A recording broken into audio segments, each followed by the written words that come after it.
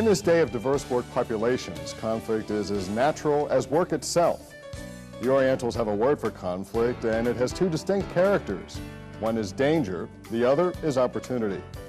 This program presents conflict as an opportunity for creativity and for productivity.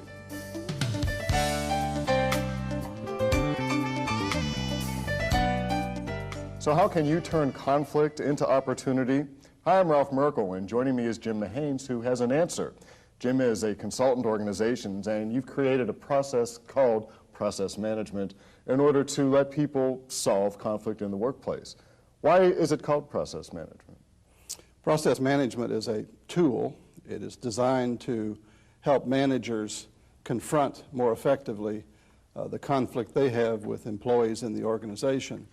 But more importantly, it is a protocol. It is a procedure that if a whole organization is trained in and have the same information, then it helps that organization as a group deal more effectively with conflict when it arises. So it's not just for the people running the joint, it's for coworkers as well. Very much so, and it makes the job of manager much easier to have this kind of protocol.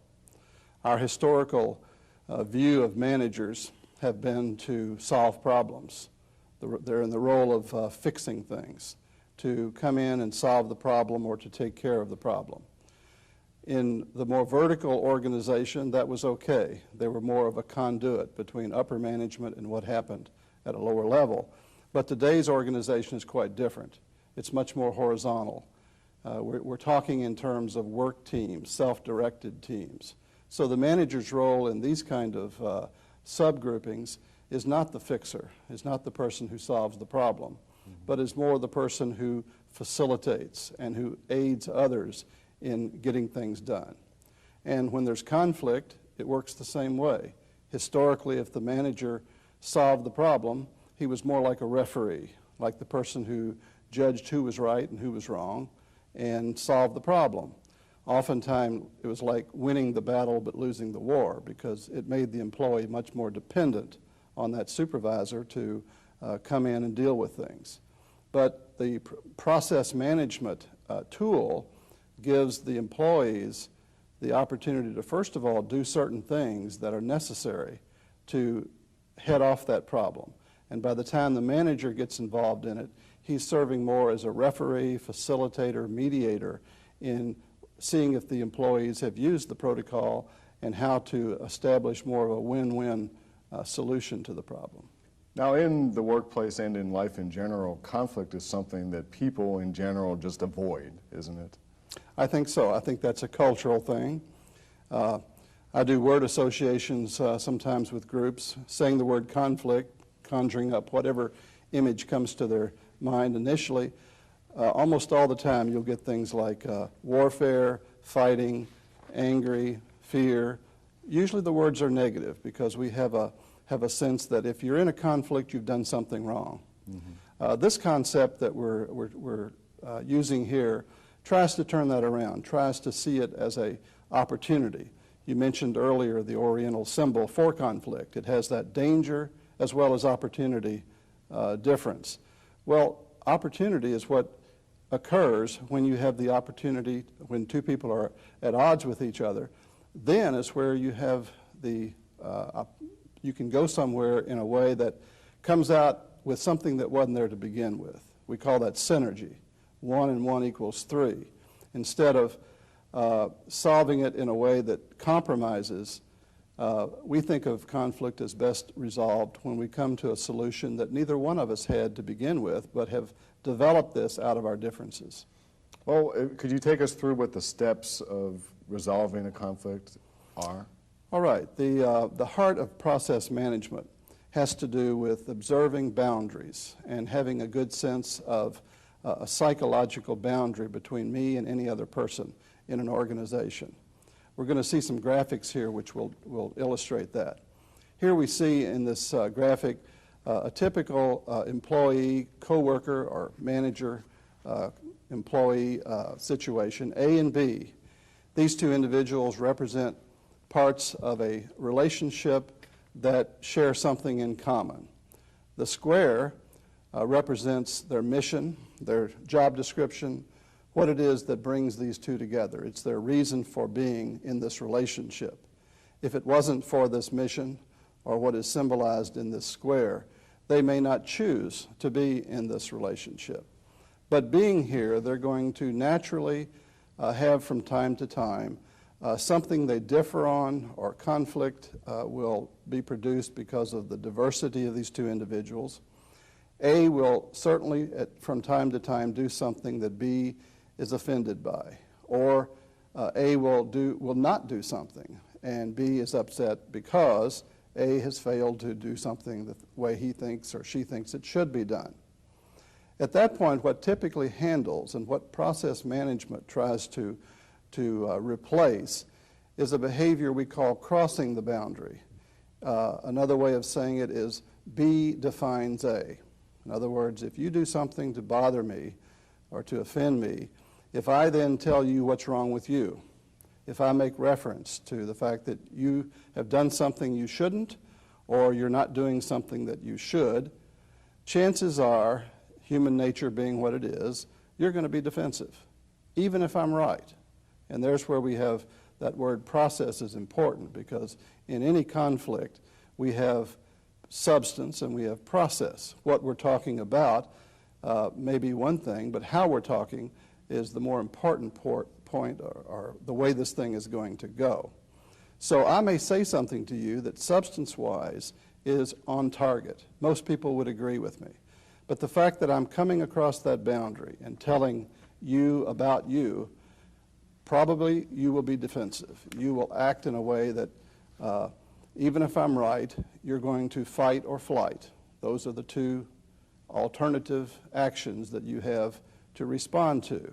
Flight is a matter of withdrawing, of shutting down, of not saying anything, but just going back to your office and sulking, or maybe going to another employee and telling him about what's wrong with me. It's a kind of a passive-aggressive behavior where I don't hear your anger or your upsetness, but someone else does.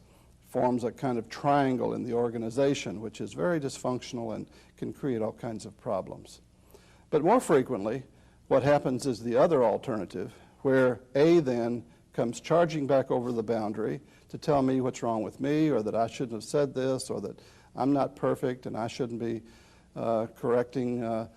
And so there we have two people on each other's side of the boundary. A has told B what's wrong with B. B is now telling A what's wrong with A, and that's your proverbial argument. And this would be the case more likely of coworkers, people who are equal within an organization having a disagreement. Yes, I think it characterizes so much of the workaday world, where two individuals working side by side differ on something, or one thinks the other one should or shouldn't. They engage in this kind of rhetoric, which goes nowhere. It's noisy. There's no listening. Usually there's one-upmanship, where each are trying to outdo the other one. And it can escalate.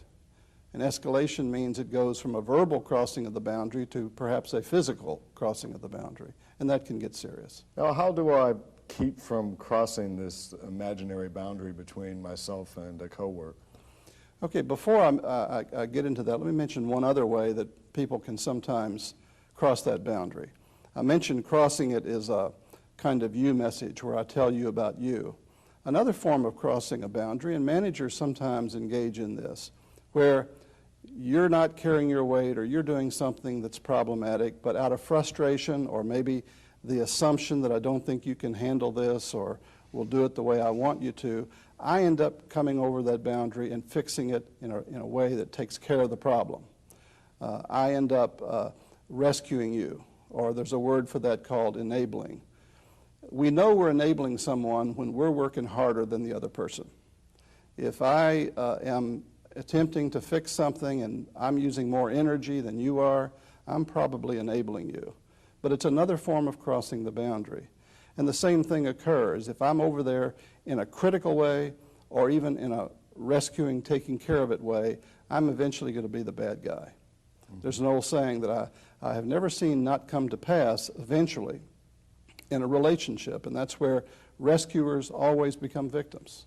So if I take care of your problem, eventually I'm going to be the bad guy, or I'll do it wrong, or won't do it in a timely manner, and then I become the bad guy. So that's a second way, and it's, I think, just as problematic when managers make the assumption that the employee can't handle their anger or won't like something they say, so they end up trying to be the good guy and trying to take care of things, but it never works out well.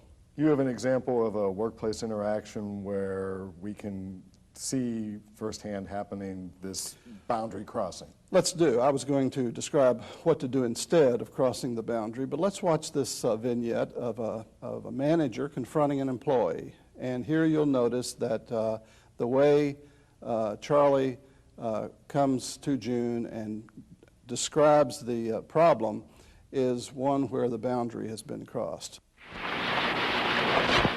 Hi. What's up? Close the door. Have a seat. June, I think you and I should have a talk. I can't help noticing that you just haven't been yourself lately. Seems like there's something wrong. Is there? I don't know how to respond to that, Charlie. No, I don't feel anything's wrong at all. I mean, we've all been pretty busy trying to get these reports done. I don't know. It just seems like you and Fred have been at each other a bit. And some of your work hasn't been up to its usual level. What are you talking about? Are you referring to that Maloney report? Oh, I took care of that in 30 minutes. That's no big deal, but what about this report that you and Fred prepared for Simpson and me? You did the numbers, right? Well, they don't correspond. Look, I caught those problems myself. I fixed them, and they're already in word processing. Look, June, you've got answers for everything. I'm telling you something is wrong. Just haven't been yourself lately. I just want to know if there's something I can do to help you. I don't need any help, Charlie. Well, I've heard that you might be having some personal problems. I don't know if that's true, but I do know that you're not pulling your weight around here. Charlie, I've worked with you for 4 years, and I'm working as well now as I ever have. I work just as hard around here as anybody else, and I really do not like you making my personal life your business. I don't want to have to keep covering up for you. You're not covering up for me. You're not getting tired of your work, are you? I like my work, and I'm doing it very well. Look, I just want to make sure that everything gets done. Are you going to put the finishing touches on that report, okay? Of course. Everything's under control. Okay. I'll talk to you later.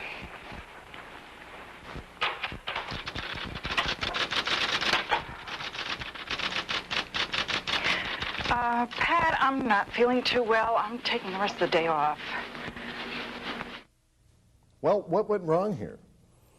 Well, Charlie, in a well-meaning way, went to June to deal with a problem, but you notice that he described it as June's problem. He crossed that boundary. He kept saying to June things that implied that she should or she must be having this kind of concern going on.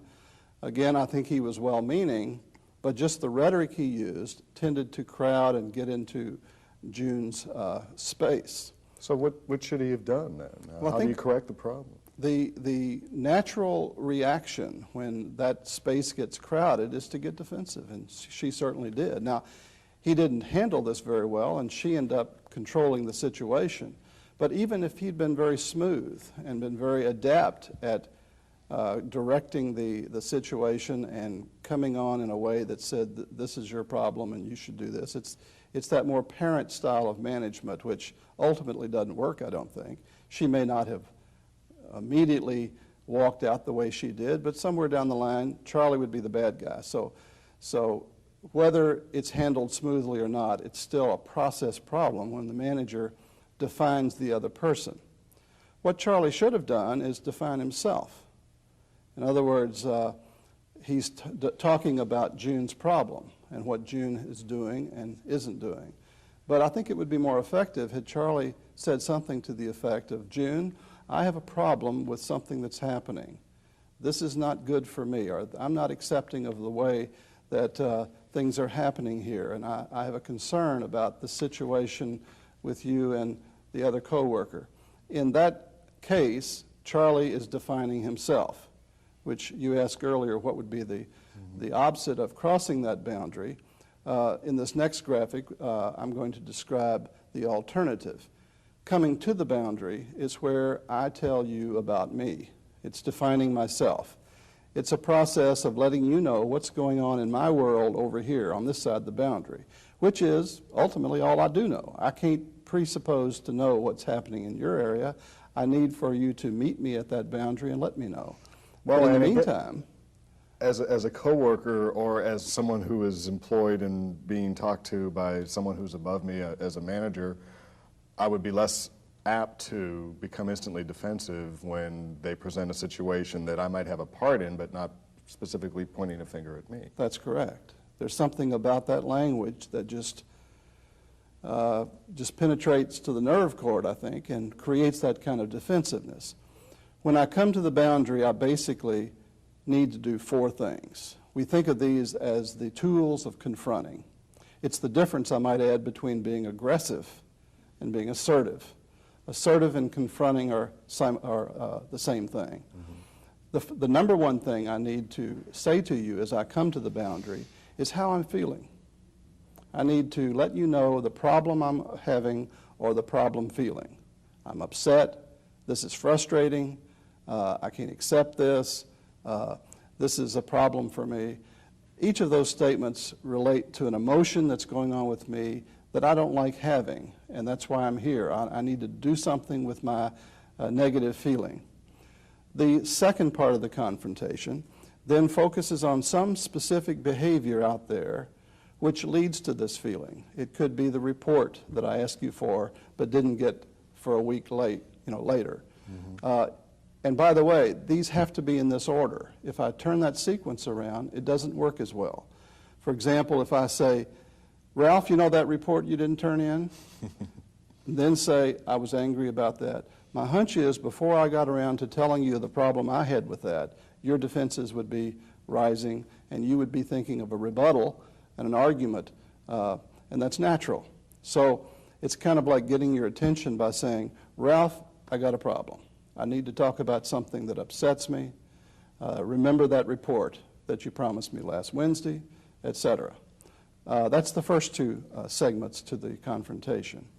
The third part is a why statement, or because. This is probably the thing that we most frequently leave out of a confrontation. And I don't know why that is, unless relating back to childhood, we often get directives that when we ask why, as kids we often get things like, because I'm your parent, that's why, or just because. Mm-hmm. So maybe when we're older and we have the power, we tend to discount using that part of the confrontation. But it is important. Saying why lets you know that you have impact on me, that you can do something that has that kind of impact. Now, if I left it at that, then it would be like saying, oh, you've got all the power, poor me. But I do need to empower you. And saying, not having that report was embarrassing for me to go before a committee, lets you know you have that capacity to have effect. Now, at that point in the confrontation, I'm going to pitch you the ball, because the fourth thing is stopping, shifting gears, giving you the ball so that I can get you to come to that boundary, because ultimately I need to know where you are. I've said where I am and what's going on with me, and then next you're coming to the boundary and letting me know something of what's going on with you, hopefully. Now, is there specific language that is best used in that last section then? Well, it's generally referred to as an I message. You notice the predicate is a I versus a you. I'm letting you know that I have a problem. I'm concerned about something. So a complete confrontation might go something like this. Ralph, I'm upset that the report you didn't give me last week that you promised by Wednesday, I didn't get until Friday. It was very embarrassing going before the committee with the information not there. And this was very disturbing to me. Where are you with that? Or what? Some motion or gesture that says, help me out with that, do something. Now, what you do may be one of many things, and we can talk about that shortly. But first of all, let me demonstrate a confronting situation where instead of doing what Charlie did, we have a situation where the employee or coworker, it matters not, is confronted by using this four-part confrontation. Let's look at this vignette. Come in, Terry. Jim, you wanted to see me about something? Yeah, I did. Sit down. I've had some things going on with me for several days, and I just wanted the right opportunity to talk to you about them. I've got a problem. Mm-hmm. And it's kind of a broad problem. It goes from the report that you promised me some data on. I think it was the middle of last week. I'd asked you for a hard copy, a completed copy of a report. Mm-hmm. And I got some penciled versions of that about 4 or 5 days late. And that was awkward for me trying to reconstruct something. When I went to find you that same day, you'd taken a half day off or had left the building. So I was left, not knowing what was in your head, not having the data, and generally it didn't go well. Well, I mean, I've had 15 years with this company, and I've always, been here when I was well, and I got sick. I couldn't help the fact that I was sick, and I thought that Did you let me know that you were sick? Well, I was really, really badly sick, so I just left work. Mm-hmm. I let the guard know when I was leaving that I was leaving. Well, that falls into that category of a lot of things that I'm aware of that's happened lately where something is in your head but not shared or told to anybody else, because I had no idea you were sick that day. Well, how many years have I been here? And I've always been here on time, and I've stayed a lot of days when I didn't feel well, and so it looks like one time or a couple times like that wouldn't be a big deal. No, it doesn't work that way. I value your work here. This is why I'm confronting you on it and dealing with it now, because I need something else to happen, and I know what a good employee you can be, and that's why it's so noticeable that things aren't occurring that way now. So it doesn't matter that all these things have happened back here where you've performed well. That doesn't take care of what I'm needing today or tomorrow, and I want to be assured that there's some mechanism in place where I can count on you. Well, about the report, I mean, I gave it to you in a pencil form because I thought you'd want to review it before I put it, to bed and got it to you the final version. But between the time I ask you for a certain form that should be in to your making that assumption, a time elapsed, and again, I didn't have the benefit of what your assumptions were. Well, I guess I really didn't know that it was that important that you have it right on that day. You asked me for it. But. So what are you needing then so that there won't be any confusion? Whenever there's a deadline or something that I'm wanting, how do I let you know that so that I can count on it coming back the way it was stated? Now, that one seemed to go a little bit smoother, but what would have happened if you had gotten no response from the other employee, or if, say, they became argumentative or defensive? And that's possible, and that brings us to the next stage or step in the process management protocol. Think of it, first thing to do is to confront in a way that stays on your side of the boundary. That's step number one. Now, depending on what happens in terms of a response, brings us to step two. Because I think 4 things can possibly happen when you confront someone. 2, I think, will take us to a different area, but if it's the 3rd or 4th possibility, then I've got to do something else, and that's the second step in process management. But let's review these. First of all, what can happen is what I would refer to as end of problem. In other words, I may confront you, and you may acknowledge that and be genuinely surprised that you had done something to offend me, or that you had no axe to grind, and it became okay, I understand, or makes sense. I can not do that, or I choose to respond to that without any further ado. We call that end of problem. Now, life would be wonderful if more situations would end that way. Unfortunately, that's not the case. The second possibility would be where I confront you, but then what I get back is obvious that you have a problem with me. Now, I've said that I have a problem with you, but you're viewing something I did as problematic too. For example, when I say I needed that report, you might say, well, I didn't like it that you only gave me a day to do it. Now, maybe it'd be better if you'd told me that earlier, but the point is, this signals a conflict situation. It's a needs conflict. I have a need for something to stop or start, and you have a need for something to be handled differently. So we, in a sense, are at an impasse at that moment, and what we're ready to do at this point is figure out a way to negotiate that in a win-win way. That's possible as long as both parties are at that boundary. Negotiating, we make a big deal of this, but negotiating really is quite easy if both parties are at the boundary. But if one or both have crossed the boundary, or if one is failing to come to the boundary, then I don't think negotiation is possible.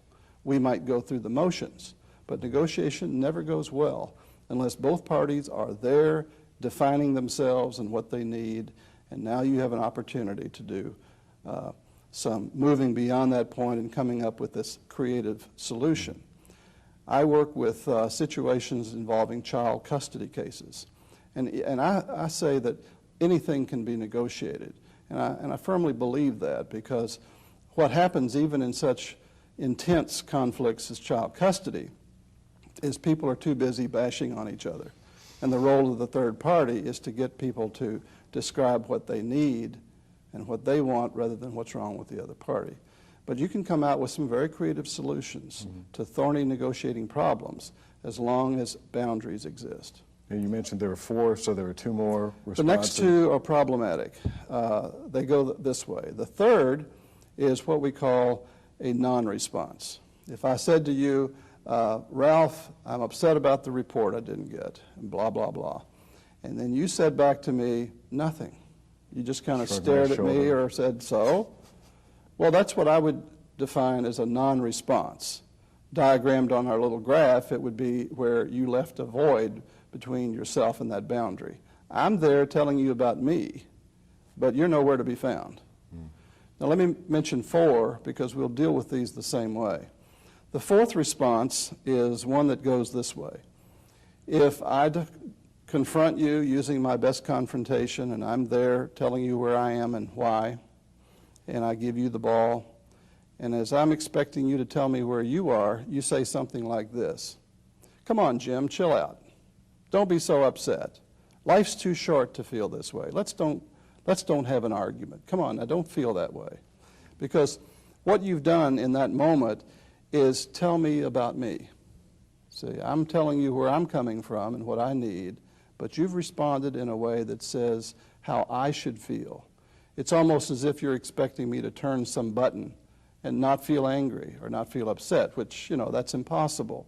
But the communication implies that while I'm waiting to hear from you and where you are, you're telling me that what I feel is not good feeling. Now, if I don't do something at that critical moment, we probably will go back to square one. In other words, if I continue confronting the way I was earlier, we're not going to go anywhere. So I need to do something profoundly different in the next moment. And this is what we call a process statement. And I think it's at the heart of this whole protocol called process management. I need to turn my attention on how we're talking right now. I need to focus on what just happened. What's wrong with this picture? Ralph, I noticed that when I told you how I feel and what I need, what I got back from you was what was wrong with how I feel, not what you're thinking or where you're coming from. We've abandoned the substance now. We've moved away from a report that we were talking about, and now we're talking in terms of what happens when we talk a certain way. And I'm calling to your attention the fact that I'm at the boundary telling you about me, but I don't feel you coming to the boundary telling me about you. Instead, you're defining me. Mm-hmm. That's a kind of, and I often do this, timeout, which signals looking at the process, step outside and look back as if we're looking at a stop-action video of something that just happened. It's a very tense activity. A lot of people, a lot of managers, when we talk about process management, refer to this as kind of like being a counselor or a clinician when you start talking about talking. But again, I think that's one of the newfound skills required in facilitating teams today, is to talk process, to look at how we're doing rather than just on substance. So beyond just bringing up the subject of what you were expecting or wanted to see happen with either the coworker or the employee that you manage, I guess the most important step is knowing in your mind before you go into the confrontation or the dialogue what the process statement's going to be. That to me Correct. Seems like it's key. Right. I think it would behoove oneself to go into a confrontation by doing a kind of mental rehearsal of, how am I feeling?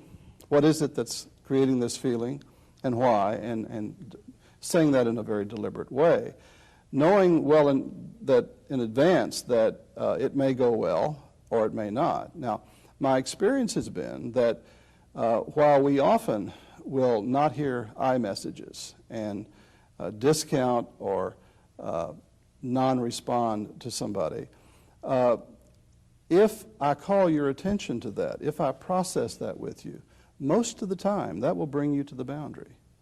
Can you imagine, for example, in dealing with this report, if I told you where I was coming from and you sort of instinctively told me I shouldn't be so upset or uptight, if I called time and asked you to consider the fact that you've just told me about me, not about you, that would be pretty difficult to not catch on to. And I find that even if you can't get someone to the boundary in the initial confrontation, you almost always can after you've processed. Now, there are some exceptions, but almost all the time, you can get an individual to dialogue at that boundary after you've done some processing. And you got an example of that? Well, there are two examples of where even processing won't bring someone to a boundary. The first is where you intended to do this. In other words, your strategy all along was to out-control me or to hurt me or to make me uncomfortable. You had a vendetta which from the beginning said, get Jim. And you didn't abandon that, and you maintained that throughout. So I'm not saying that a confrontation will work when someone intends to engage in conflict or battle. But that's the limitation of mediation, too. You cannot mediate with two people if one or both parties don't want that mediation. So that's one exception. The second exception is where if you confront me and want me to tell you about what's going on with me, there are some of us who really don't have a handle on that. In other words, I'm not in touch with how I feel.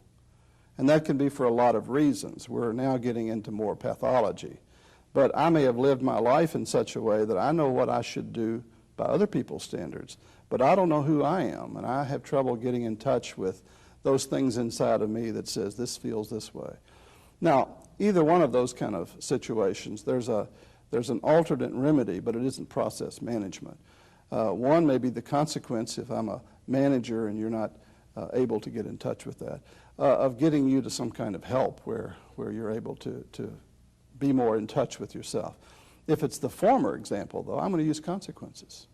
In other words, if you choose to not engage in this coming to the boundary and you continue to play power games with me and not help me and not assist me in working this out, then eventually I'm going to say, this is the consequence. I have no other choice. You're choosing what I do here. And so the third stage of process management is the consequence stage.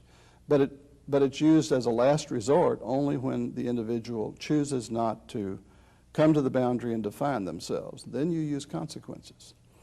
What I found, though, is if you use consequences then, and only then, you will very rarely be accused of being punishing. Punishment is kind of like a police officer pulling you over and giving you a ticket but telling you what a jerk you are for speeding. The ticket was the consequence. It was something I took my chances with, and I chose by virtue of breaking a rule. But I didn't deserve to be berated by the police officer. Well, the same way when I give consequences, I'm giving you the natural result of something that is going to happen if you don't work with me on this. And I found that consequences given under those circumstances often stick.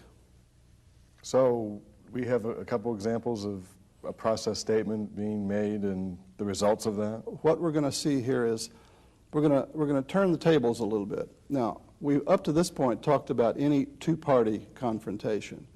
But remember I said that this tool is really designed for managers to work with employees where there's coworker conflict. So what we're going to see here is a manager's role where two employees aren't getting along together. Now, in the initial vignette, Terry, who is the employee who has a problem with Barbara, comes to me and asks me to get on Barbara's case. That's very typical in organizations because, after all, you're the manager. You're supposed to be the one carrying the fight to other employees if that exists. But now in process management, you remember, it's designed to keep the manager out of the fray. So if we have this protocol in existence, then I'm going to be looking to this employee to have used some of these tools before I get involved in it. Now, this could be the case. It's designed so that it might be where you've not actually done a protocol training in an organization. So I, in a sense, help Terry understand what he needs to do to confront Barbara. But the initial case is a typical employee coming to a manager saying, so-and-so has done something, would you go fix it? And I don't want to fix it. I'm not comfortable fixing it until that employee has engaged in some initial assertive confrontation. Jim, could I get a couple minutes of your time? Yeah, Terry, sit down. Okay. Flip this thing off here. How you doing? Well, I'm doing pretty good, but I've got a real problem down in my department. Oh? With, Barbara and I are co-workers, and we've always had a good relationship, but lately her work has just gone down the tubes. Maybe that explains some of the tension. I don't know, I've felt something going on for a Yeah, while. there's been a lot of tension down there, and I don't really know what's going on either, but I'm really upset about the work. I mean, she's missed an appointment recently. I ended up having to take the appointment. She has turned over case notes to me on one of our clients, and they were only done halfway. I mean, just a whole lot of things is building up. And Over what period of time are we talking about? this has been going on for 60, 90 days now. Really? Yeah. What does she know from you about how you feel and, what your concerns are? Well, I'm really not comfortable talking to her about my concerns. We have to work together, and I feel like that would cause a problem in our relationship. So you've never mentioned this? Well, not directly, no. I think I've given her some signals, but I've never talked about it. When you do, how does she respond when you give her these signals? Well, she seems real resistant. And watching her with other people, I just feel like talking to her about it would just ruin our relationship, our working relationship. Well, what would you want to happen here? Well, I want her to show up for appointments on time. I want her to turn her work over in a clear manner so I know where I start and where she finished. Sure. And I want her to be here on time. It's reasonable. Well, how about you talk to her about it for me? Well, I'm not comfortable doing that because if she doesn't know, how you feel. Well, but you're the supervisor. Would you normally talk to her? No, not at all. Would you like some help in confronting her? Well, I mean, if I have to, I would like some help for sure. My concern is if I talk to her that before you've had a chance to, I would if you had attempted to or if you had tried to and it didn't go well certainly I'd want to meet with both of you and see what's going on. But before that, if she has had no, response from you one way or the other, the first thing I'd like for you to do is to tell her exactly what you're telling me. Okay. I don't know how to go about that. I'm real uncomfortable with that, so. Okay, I can appreciate that. It's not easy to confront somebody. No, it's not. And the first thing I do is be real clear about what she's doing? I mean, say in your conversation with her exactly what is happening that you don't want to happen, or is not happening that you want to happen, such as a report that you're wanting that you're not getting. That's real clear. But first I'd preface it with, how you're feeling about this. And I think that's very important to let her know that you've got a problem. Yeah, I'm real upset. I'm tired of taking on her workload. And that's taking ownership. In other words, you're not attacking her. You're saying, here's what's going on with me, and I don't like feeling this way, and I need some help with this. You stand a better chance of getting her to work with you. Now, I think giving her some background or some idea of how long it's been going on, I imagine she's going to be asking you, how come you've said nothing about this? So you may have to also talk about what you just said to me as far as uneasiness or discomfort in talking about how you feel. But I would share those things with her. So you just right out talk to her about how uncomfortable I've been with this, and Sure. and how upset I've been, and the specific things that I'm upset about. And I would ask her for her help in getting some resolution to it.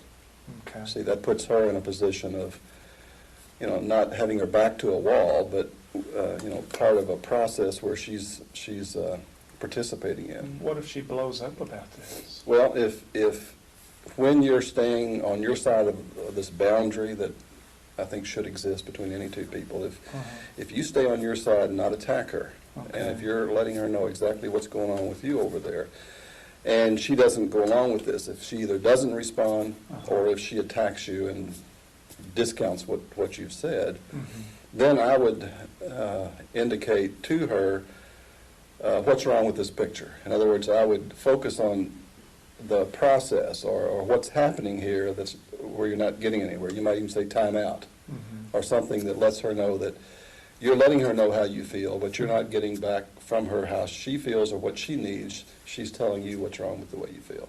Okay. Now, if she does that, then I would call her attention to it. No promises, but I mean, she may continue doing that, and that's when I would say, let's talk to Jim about this. Now, I would be very comfortable in sitting down with the two of you if you've gone through that process and it didn't go well, or you felt like you got stuck, or you weren't getting anywhere. Then that's the time to come in here, the two of you, and we'll look at it. And I'll be a third party hearing what's going on. If it doesn't go well after this. Right. Okay, so I'm hearing you say I should talk about how I feel, tell her the instances that... Well, in this case, Terry seemed very reluctant to come to you to bring up the problem that she was having. And I think that's very normal. It is not easy for employees to confront each other. Just as we discussed earlier about our cultural hang-up with conflict. There's a tendency to either say something, you message type, or avoid it. Terry chose to avoid it. It's probably become a bigger problem because he did avoid it. But what I want to do here is empower him. As a manager, I want to let him know that it's okay to say what he feels. But there's a way to do it to get a high-gain response. And so I've coached Terry at this point about defining himself and using the confrontation. And I'll be available if it doesn't work. But first, he has a responsibility to attempt to use the protocol. So now we're going to go to the second vignette where he attempts to do this, and let's see what happens. Come in. Hey, Barbara. Hi, Terry. Can I talk with you for a few minutes? Well, sure. How you doing? Well, I'm doing pretty good for the most part, but Good. I've got some things to talk to you about that have been on my mind for a while, and I'm pretty uncomfortable talking to you about them. Really? Yeah, Why? it makes me nervous, and, well, the work that I've been getting from you lately just hasn't been up to the same standards it has been in the past. Terry, are you sure? Well, yeah, I'm real sure. Like, the other day you handed me case notes on the Smith file, and they were real sketchy. They had, in the past, had been real clear, but now they're just getting really sketchy, and I don't know where to go from there. Terry, wait a minute. Those notes were as clear, concise, and up-to-date as possible. Oh, what's going on here? Well, there's been some other things. You What? know, a couple of days ago, you set a case appointment, and then you didn't show up for it, and I ended up taking the appointment. No, wait a minute. I think you got this mixed up yourself. No, that was your appointment. That was not my appointment. That was yours. And now I'm getting a little worked up myself. Barbara, time out here. This is not working out. You keep telling me about what I'm doing, and I'm trying to talk to you about things that are bothering me.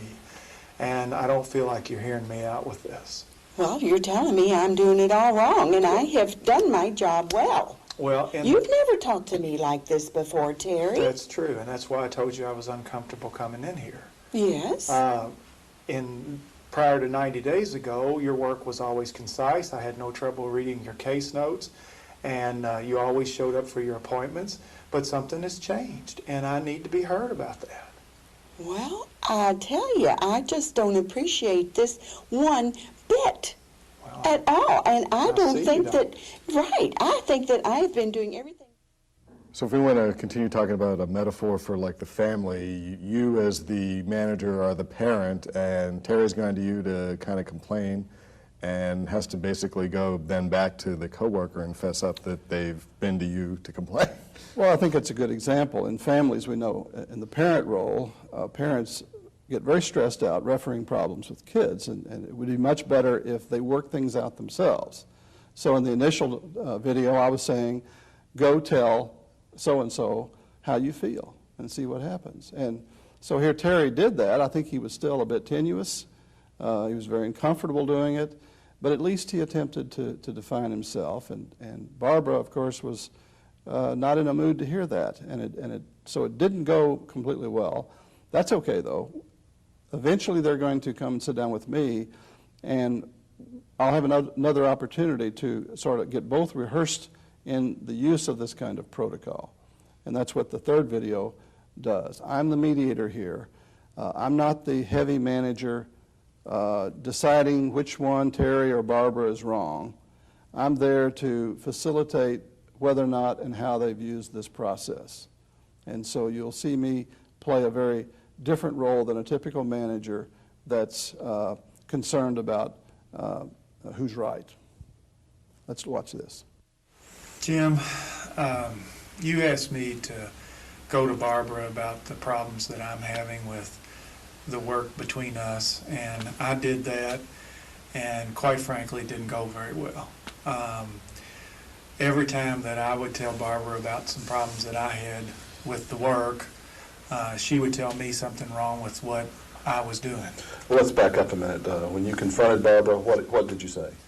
Walk me through that for just a minute. Okay, well, I knocked on her door and asked if I could sit down, and I said, Barb, I've got some things to talk to you about that I'm real uncomfortable with.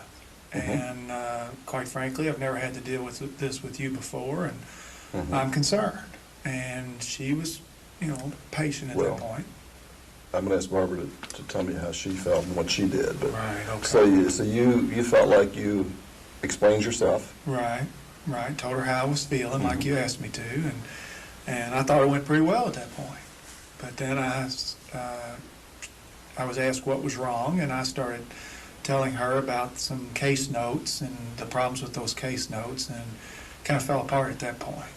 Barbara, when you heard Terry talk about these concerns he had, what did you say, or how did you respond? Well, Jim, first of all, I'm still upset about it. I can tell you. I didn't like it, and I felt like I was outdone that he'd come to you. And frankly, I think I had been doing my work very well. I think it's been up to par. And I told Terry, that he's imagining that he's got some things mixed up. I don't know what's going on with him, but I really feel like it's his problem. That's my point. Right there. So that's pretty word for word how it went? Yes, that's what I said. Pretty much. Pretty much. Well, that's the piece that I have a problem with. Terry did come, and I told him that I wasn't comfortable getting in on the conflict until there was some attempt on the part of the two of you to work it out. And we went through some procedures to do that. But one thing I'm hearing you say, Barbara, is that by coming to me rather than coming to you, that's not what you would have preferred, that you would Right. you would want him coming to you. Yes, if you I had a would. problem. I don't want him going Okay. around and going to you. So his uneasiness with even broaching this subject was difficult, but that's something in the future you would want him to do if he has a problem with it. I would. Okay. Yes. All right, the thing that I hear in your response is not telling him what you're needing or what's going on with you. I hear you telling him what's wrong that he feels this way. And the problem there is if you tell somebody they shouldn't feel a certain way, there's no way you can go with it. We don't have a button that we can push and not feel if we feel. So what I'd like for you to do, Barbara, is talk about, given that he does feel this way and perceives this way, what are you needing that would be appropriate for you to help Terry resolve his problem?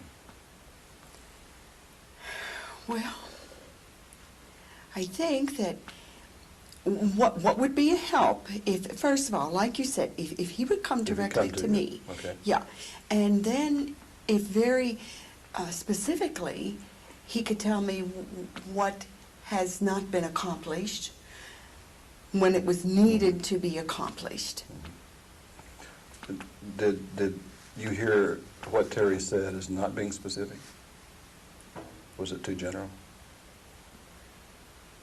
Yeah, but maybe I was just uncomfortable with the whole thing anyway, because I've had all these things going on in my life, and I thought I was keeping up with my work, so I'm just uncomfortable with this right now. Sure. To tell you the truth. It's never easy to engage in confrontations, but even though you may have something going on that's certainly your thing and that you have a right to feel that way, Terry needs some resolution to his issues too. So given both of those personal agendas, how do we move towards some kind of resolution that's win-win?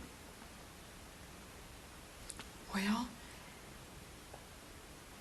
I'm telling the truth when I say there's been a lot going on in my life, and I'm beginning to wonder now if, maybe I need some time off to attend to my personal business and affairs, problems that are going on. Maybe that would be a help to me right now, Terry. And because I want my job, and I don't want to endanger that. Well, I don't want to move from one pole to another pole here. Mm-hmm.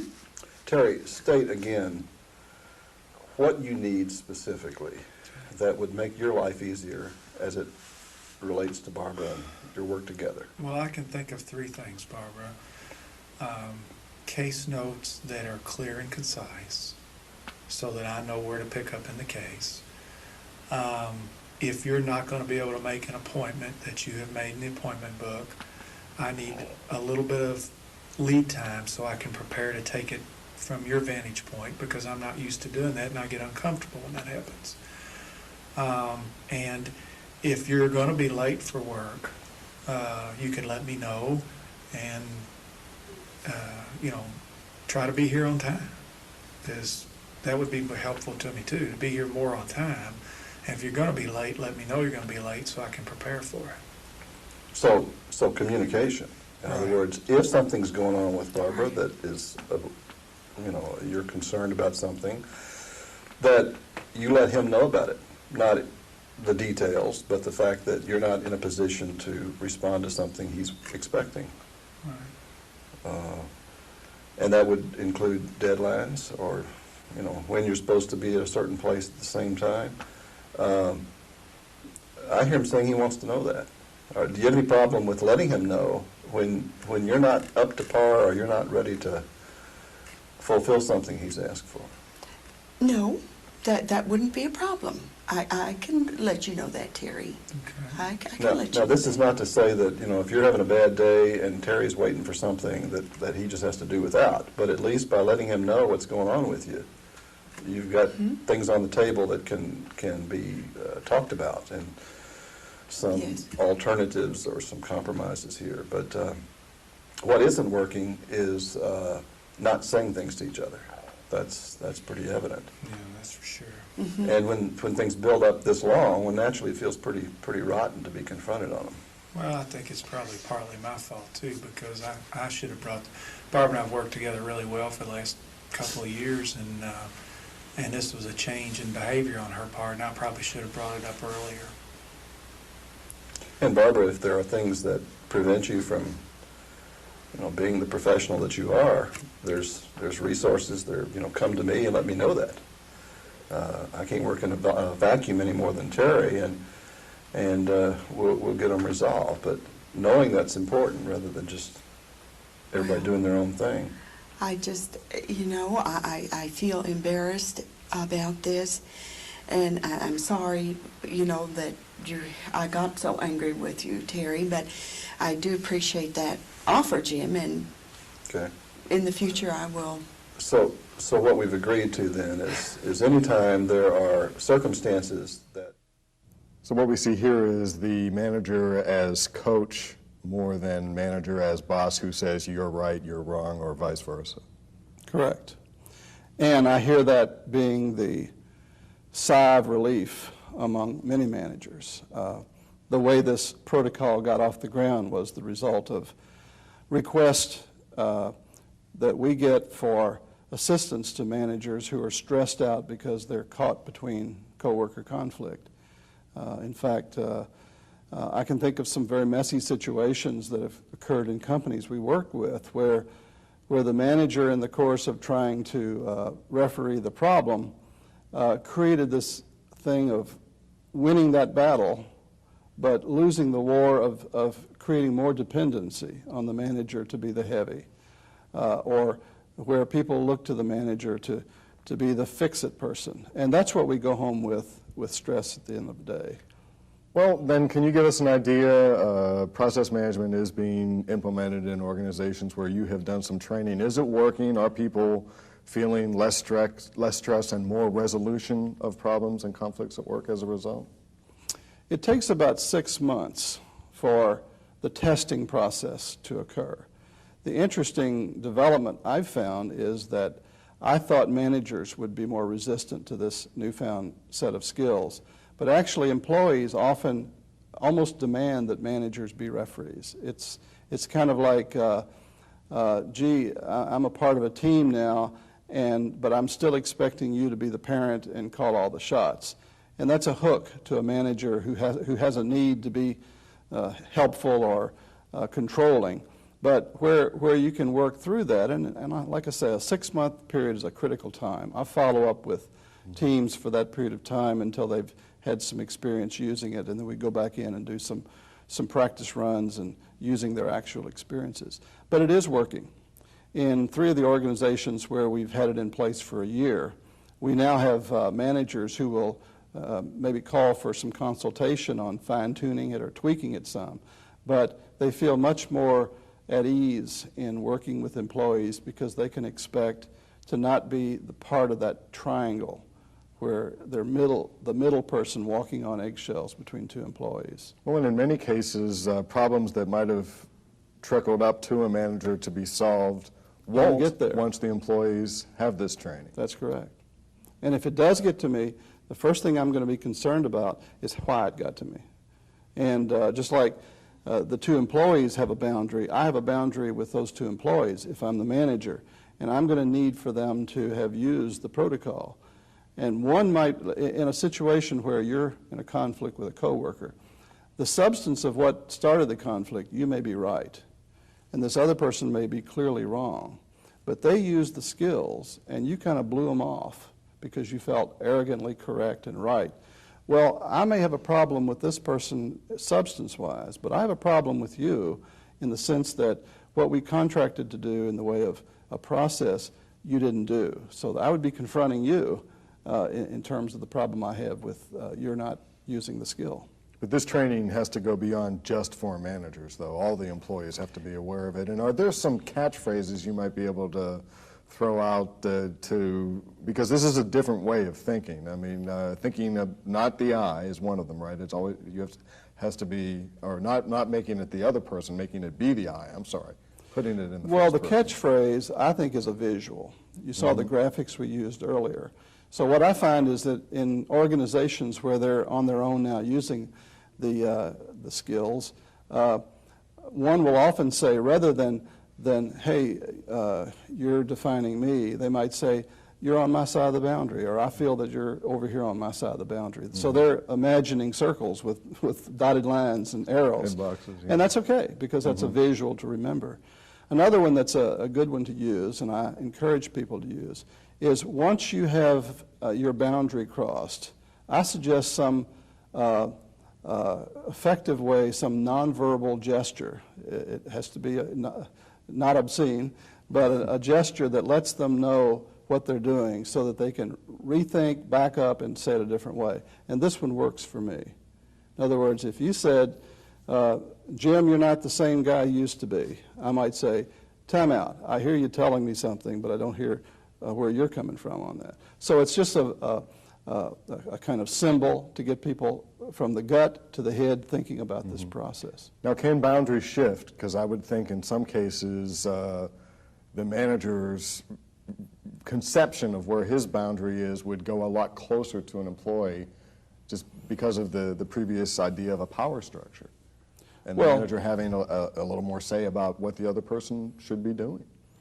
Well, that boundary dissects that square, meaning there are parts of that job that each have that may be different. It's not a democracy. What is my role may be different from your role. But it's not a quantity thing. In other words, that boundary doesn't dissect the middle because it's equal. It's a symbolic thing, meaning there is a boundary, and there may be things that I'm empowered to do because of my job, because of my what my management describes is my role. And so that varies from place to place. But the boundary needs to be there no matter what my role is or what our relationship is. Even in a family. Show me a marriage that doesn't have a good boundary, and I'll show you one that will be in trouble in 3 years. Because boundaries are a very important part of having a sense of wholeness, of being a whole person engaging in a relationship whole rather than two halves trying to form a whole. So I think it's true of any relationship. And you came upon this process through years of working to have people find easy ways to resolve conflict? Well, the business I'm in is the employee assistance business, which means our company receives the symptoms of stress and anxiety in organizations. So we go one step beyond that, creating preventive tools to keep people from being stressed out, and this became a very natural evolution because conflict in organizations is a big problem today. The number one training that we're asked to put on in companies is violence in the workplace because people are concerned about conflict to the point of fearing for their life and safety. So it isn't a luxury necessarily. I think it's a critical thing that needs to be addressed in organizations. And now that organizations are changing, it's that much more complex and difficult to come up with tools. So that was our reason for devising this. Well, Jim Haynes, I appreciate your coming to discuss the idea of process management. I'm sure both coworkers and managers in organizations are going to find it's an effective way for them to resolve conflict, not only in a creative way, but also in a probably more comfortable way. Thank you. I enjoyed it.